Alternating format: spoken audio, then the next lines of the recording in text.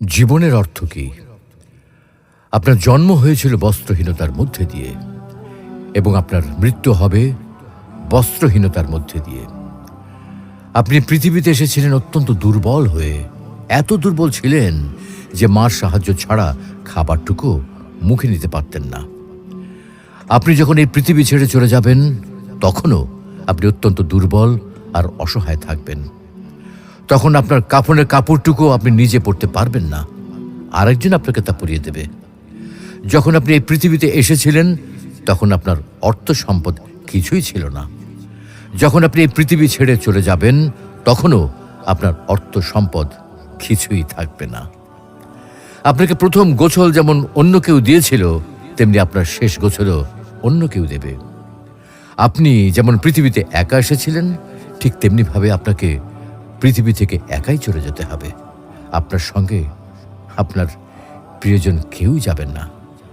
হ্যাঁ, এটাই জীবন, এটাই তো জীবন। তাহলে কেন এত মারামারি, এত সংঘাত, এত হানাহানি? কেন এত বিদ্বেষ? কেন এত হিংসা? কেন এত বেইমানি? তাই সকলের প্রতি দয়াশীল হন, সকলকে আপন করে নিন এই ক্ষণিকের যাত্রায়। জীবন খুবই সংক্ষিপ্ত, সুতরাং জীবনকে মহৎ কাজে উৎসর্গ করুন। সর্বদাই নিজের ও মানুষের কল্যাণ করুন, অনর্থক কাজ থেকে নিজেকে বিরত রাখুন। তাহলে আল্লাহ রাব্বুল আলামিনও পরকালে আপনার কল্যাণ করবেন।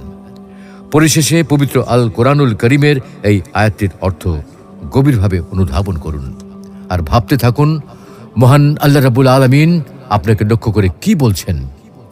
হে ঈমানদারগণ, তোমাদের ধন সম্পদ ও সন্তান সন্ততি যেন তোমাদেরকে আল্লাহর স্মরণ থেকে গাফেল না করে, আর যারা এ কারণে গাফেল হয় তারাই তো ক্ষতিগ্রস্ত।